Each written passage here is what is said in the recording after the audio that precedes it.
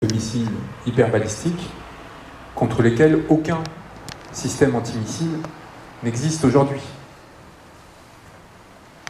et qui mettait notre territoire à quelques minutes d'un risque de destruction intégrale. Il proposait, non pas comme cela a été fait jusqu'à aujourd'hui, parce qu'on avait révélé sur Aurore, on avait publié les Pentagon Leaks. Ce sont des documents qui viennent d'un lanceur d'alerte états-unien, qui aujourd'hui est en prison pour très longtemps, qu'aucun média n'a publié, dont tous les médias ont parlé, mais qu'aucun n'a osé publier par peur qu'il leur arrive ce qui était arrivé à Julian Assange et à Wikileaks. Et que, en tant qu'ancien avocat de Julian Assange et Wikileaks, j'ai considéré qu'il était important de relayer, en son honneur et en l'honneur du martyr qu'on lui a fait subir, documents qui révélaient notamment les plans de contre-offensive ukrainienne qui étaient voués à l'échec et qui a échoué comme on le savait, et qui révélaient notamment ce qui était très peu répercuté, que la France était le pays au monde après les États-Unis qui avait déjà le plus de troupes au sol en Ukraine, sauf que de façon officieuse, sauf que ce n'étaient que des forces spéciales, des agents, des membres de services de renseignement qui avaient vocation à appuyer des opérations tactiques ukrainiennes dans leur conflit avec la Russie. La proposition d'Emmanuel Macron consistant à déployer officiellement et ouvertement des troupes au sol en Ukraine équivalait à une déclaration de guerre à l'égard de la Russie. Et là encore, ce n'est pas la saine raison d'Emmanuel Macron, une autre mobilisation qui a permis de l'empêcher, mais l'élection de Donald Trump, qui, quoi qu'on en pense, a mis le holà à cette dynamique-là et a réajusté le logiciel collectif sur ces questions et a amené Emmanuel Macron à décider que finalement, en fait, il valait mieux proposer un plan de paix inclusif et nanana, nanana. Ce que je veux dire à travers ces trois exemples quand même fondamentaux, c'est non seulement rafraîchir notre mémoire collective, mais nous rappeler d'une part à notre vulnérabilité et à notre responsabilité. Les engrenages qu'une quelconque de ces trois options aurait pu entraîner auraient pu être fatales à nombre d'entre nous et auraient mis en danger notre capacité à exister collectivement. Or, à aucun moment, non seulement nous n'avons été consultés sur ces sujets, qu'il s'agisse sur ces sujets précisément, ou même de façon générale à travers un débat politique sur les orientations adoptées sur ces grandes questions, lors d'une élection. Je rappelle qu'Emmanuel Macron a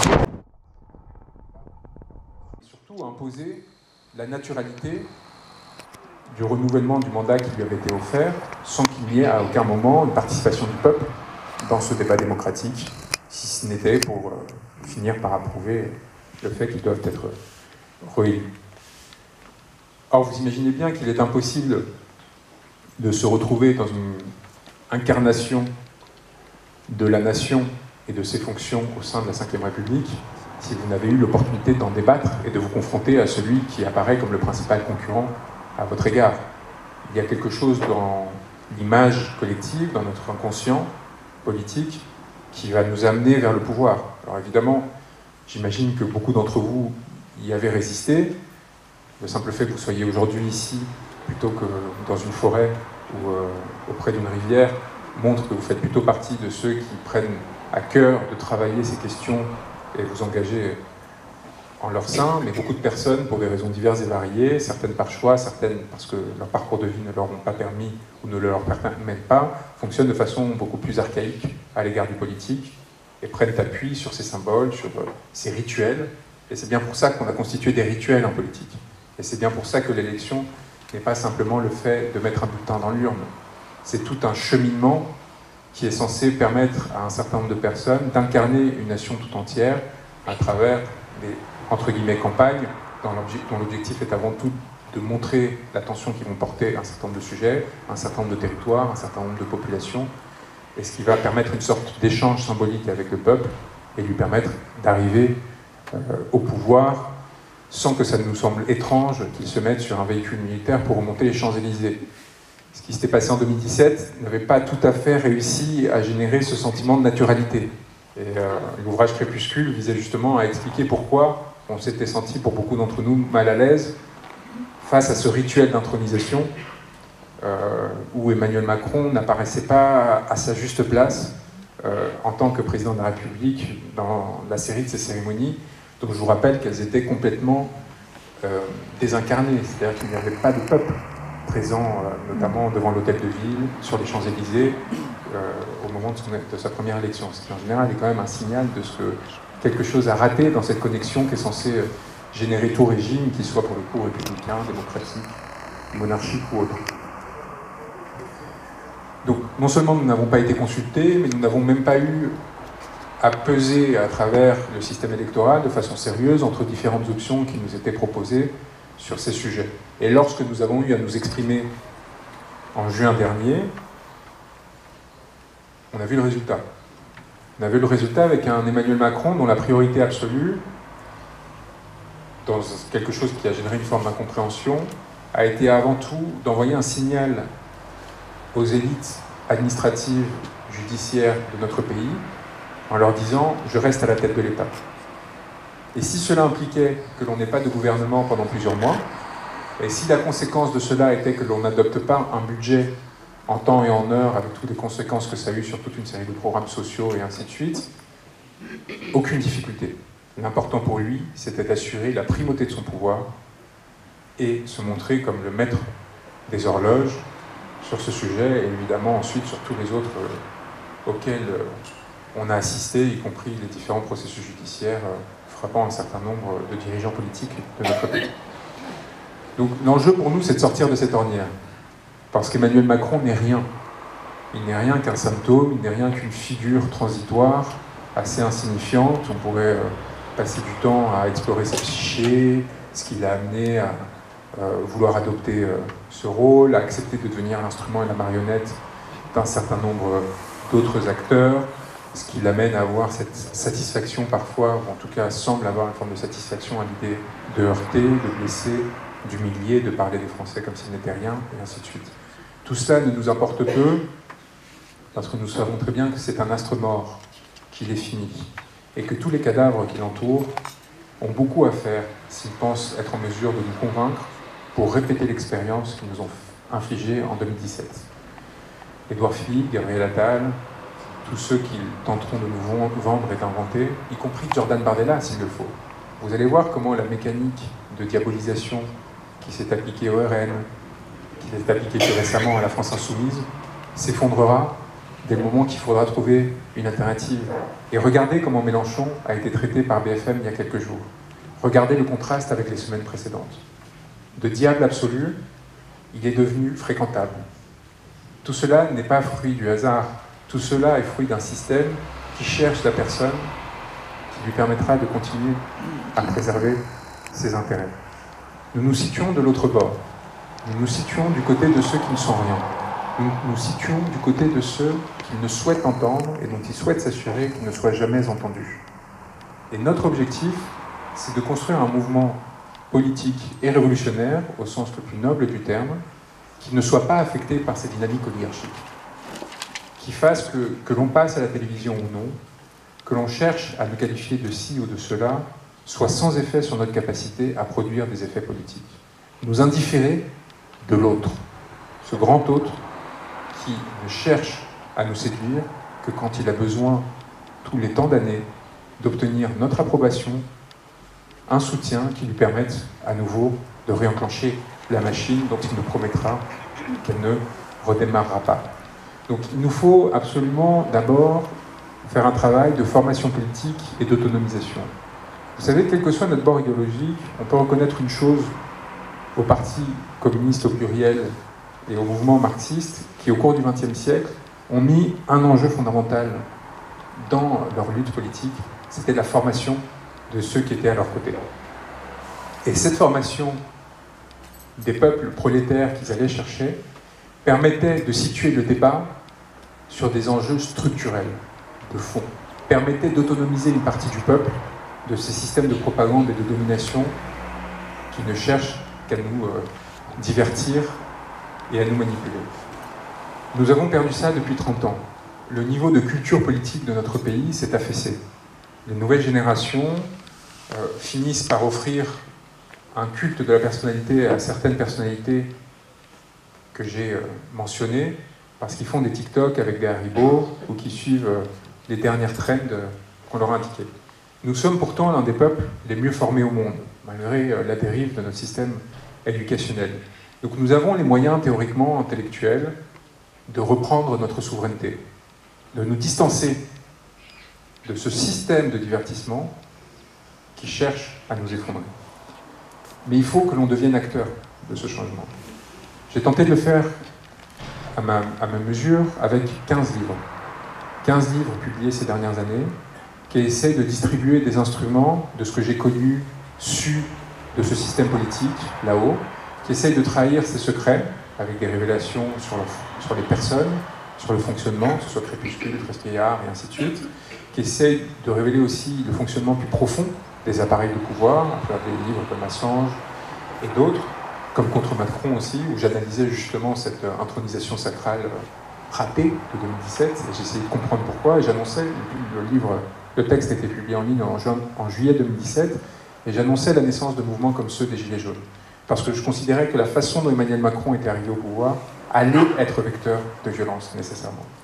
Et enfin, des instruments pour se ressaisir de notre souveraineté, là, pour le coup, en termes d'action. Là, il y a deux branches. Il y a de l'action politique, au sens strict du terme.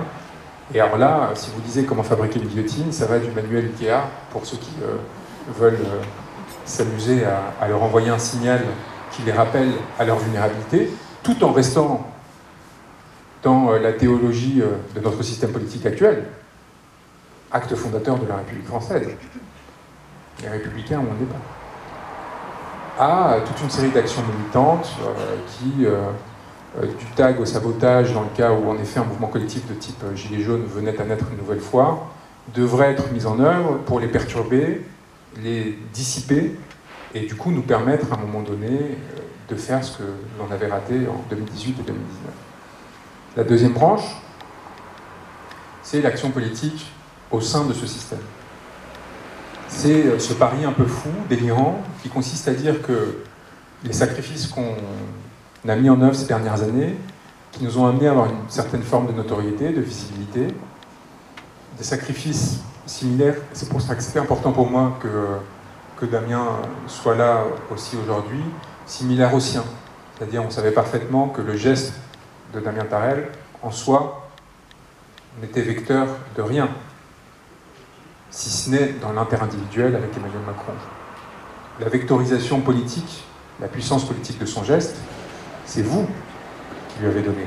C'est ceux qui vont voir Damien Tarel dans la rue quand ils le reconnaissent pour le remercier. C'est vos applaudissements face à quelque chose que là-haut, on rêverait, un geste qu'on rêverait de voir unanimement condamné.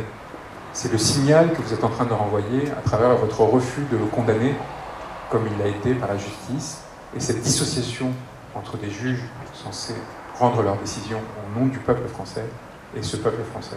Ce signal-là, que vous leur envoyez, vous permet de faire corps, vous permet de faire peuple, et vous permet de leur faire comprendre qu'ils n'ont plus la main sur vous, et qu'ils vous êtes en mesure de vous émanciper de leurs édictions, de leurs décisions, et éventuellement, à un moment donné, de leur autorité.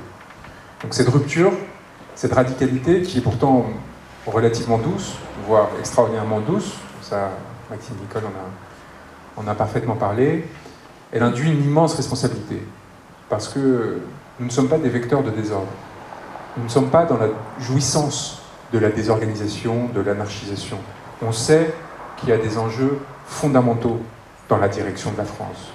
On sait que pour les Français, c'est beaucoup qui se joue à travers la persistance ou l'effondrement d'un système politique et la naissance d'un autre. On sait que ce sont des vies entières qui pourraient se voir brisées si les mauvaises personnes entamaient ce processus révolutionnaire et produisaient ce changement. Et on sait parfaitement que c'est seulement du fait de la peur que ce processus produit que ce système n'est pas tombé. Et donc notre responsabilité, c'est de remplacer cette peur par le désir et par la croyance. Et si vous vous demandiez pourquoi est-ce que soudain, comme par hasard, comme cela était arrivé à Julian Assange et à Ousmane Sonko et à tant d'autres que j'ai eu à défendre, une accusation de viol est venue tomber sur moi, c'est cette dernière phrase qui devrait vous permettre de le comprendre. C'est pour abattre cette possibilité de désir d'une alternative, d'un autre changement que je n'incarnais pas en tant que personne, mais à travers les idées que l'on avait décidé collectivement de véhiculer. Et c'est pour ça que de façon systématique, chacun d'entre nous se sont vus diabolisés de façon diverse et variée, soit à travers leurs gestes, comme ça a été le cas de Damien, soit à travers leur personne, comme ça a été le cas de Maxime. Et donc notre résistance à leur jugement, à leur capacité à imposer sur nous leur souveraineté. La souveraineté passe toujours par la justice, par la capacité à décider qui est méritant d'exister au sein de la société et qui doit en être exclu. Notre capacité à refaire peuple et à établir nos propres critères de jugement autonomes sont les prémices de leur effondrement. On en vient à la question de la responsabilité. La responsabilité, c'est d'être à la hauteur, à la fois en tant qu'individu, dans notre comportement, et aussi dans notre capacité à produire et programmer cette rupture et cette révolution. Et donc, ça fait des années qu'on travaille à un programme révolutionnaire. Et on tente de réfléchir à qu'est-ce qui a fait que l'ensemble de ces mouvements sociaux de ces dernières années qu'on a eu accompagnés avaient comme point commun. Qu'est-ce qui a fait que tous ces gens se sont levés contre ce pouvoir? Et il y a... Et évidemment, quels instruments pouvaient être mobilisés pour y répondre? Les réponses sont très simples. La possibilité, par référendum d'initiative citoyenne, d'à tout moment pouvoir se prononcer sur un quelconque sujet dont on a délégué la gestion à l'un de nos dirigeants. Que les citoyens, à tout moment, puissent décider sur ce point, c'est nous qui voulons décider, collectivement. Nous ne voulons pas que vous décidiez. Pourquoi est-ce que ce RIC est devenu si important pendant le mouvement des Gilets jaunes? Parce que le mouvement des Gilets jaunes n'est pas seulement de la taxe carburant et de l'entourloupe que l'on a essayé de nous imposer au prétexte d'une politique écologiste dont on savait très bien qu'ils n'en ont que faire. Elle est aussi née parce qu'au même moment, ils cherchaient à privatiser, peut-être que vous en souvenez, les aéroports de Paris notamment. Ce qui est une aberration absolue. C'est un monopole, ce qu'on appelle en économie un monopole naturel.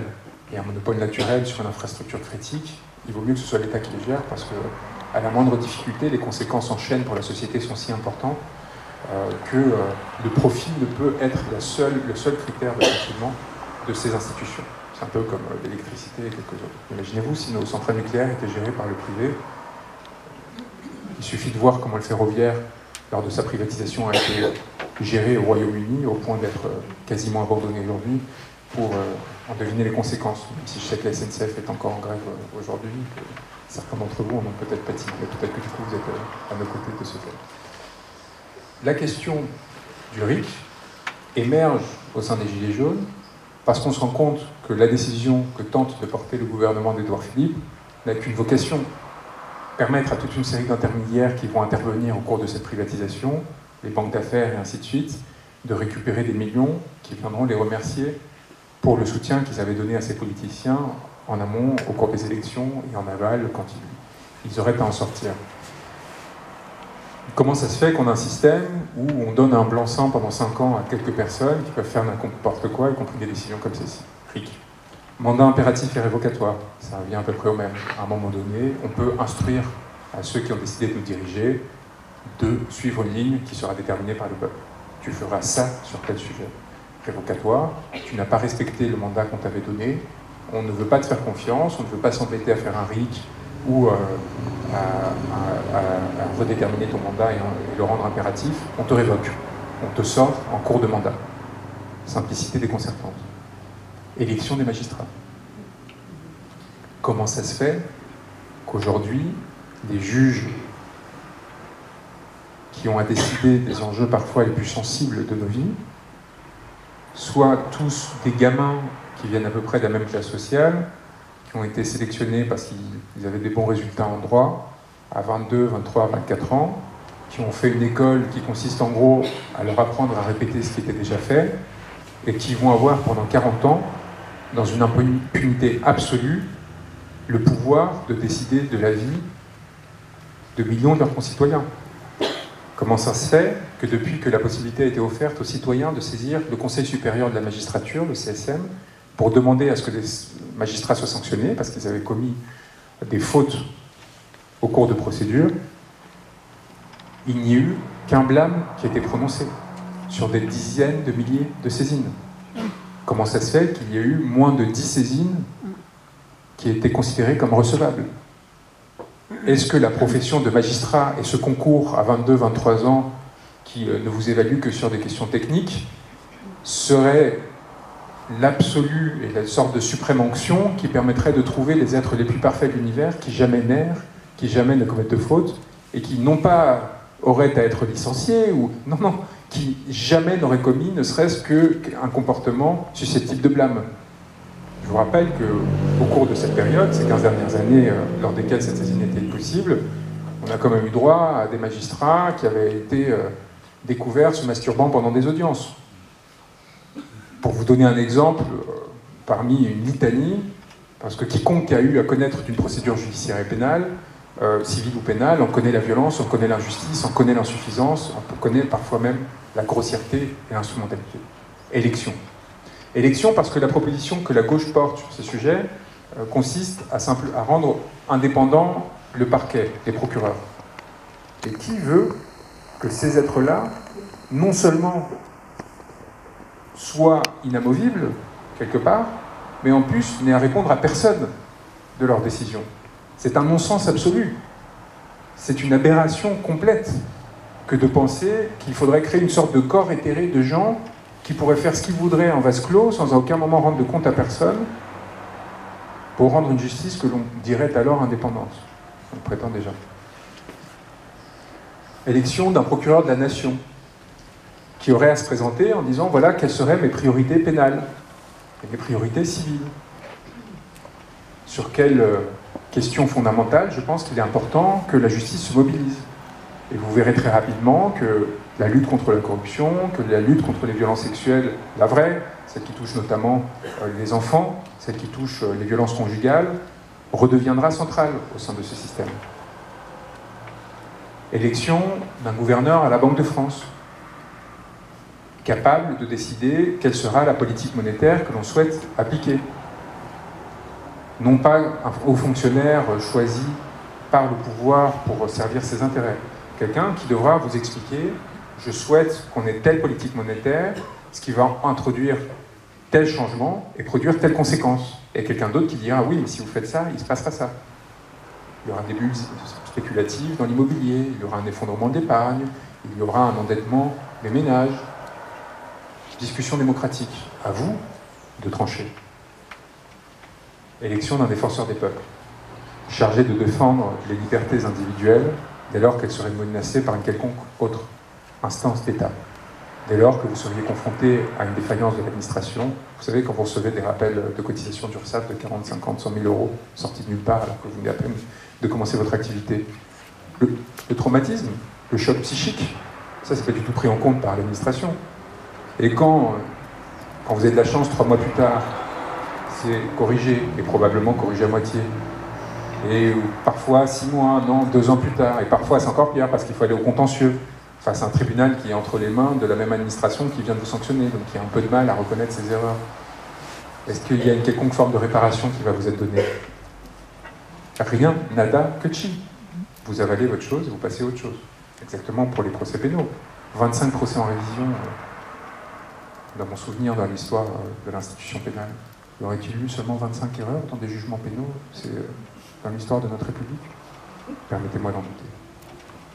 Et comme nos dirigeants sont faibles, fragiles, couards, peureux, parce qu'illégitimes, parce que sachant qu'ils sont illégitimes, ils ont renoncé à toutes les procédures qui permettaient de corriger un peu ces erreurs, des procédures qui étaient antérieures même à la naissance de la République.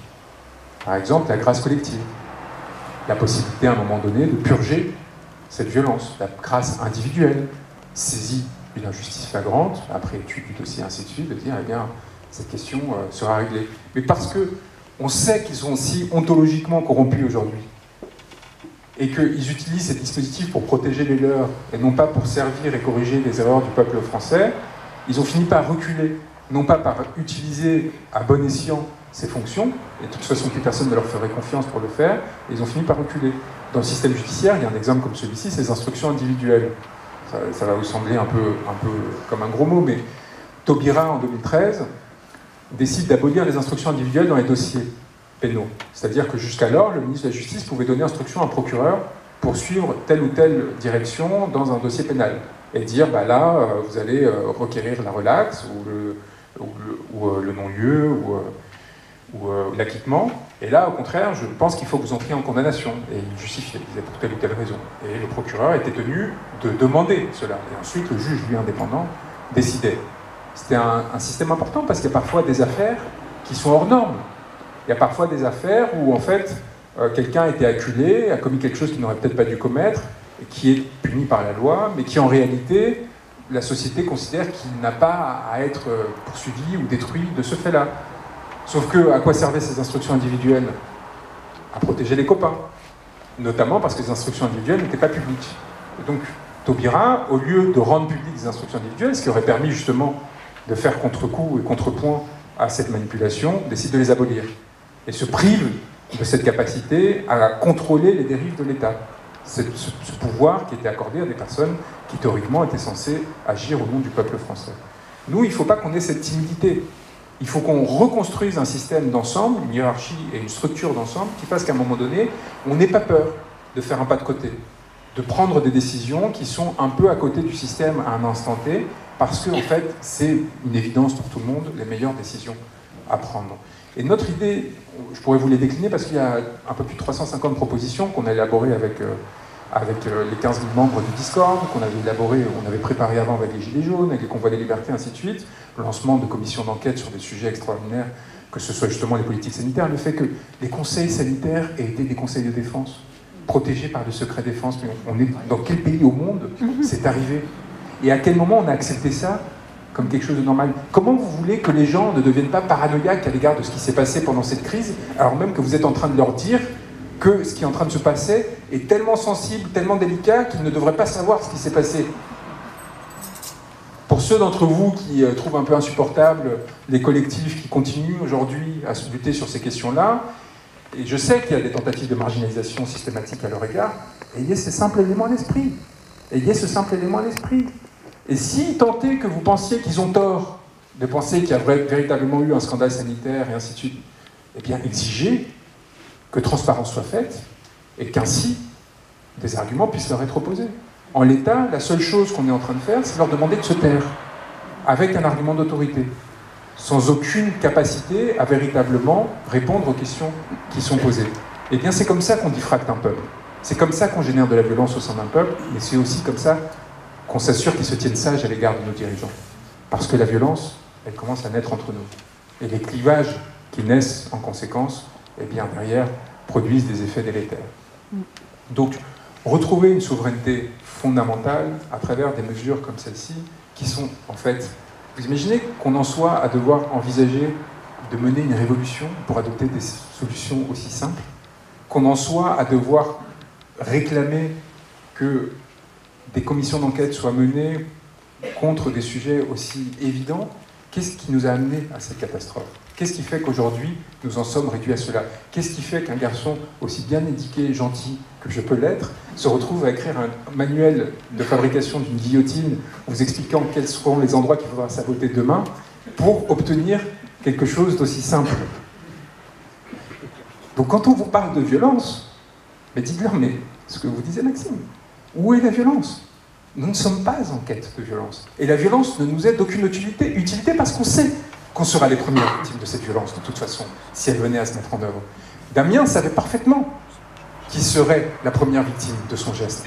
Et s'il en a été réduit à le commettre, c'est parce qu'à un moment donné, une question de dignité, d'honneur, de salubrité publique s'est imposée à lui.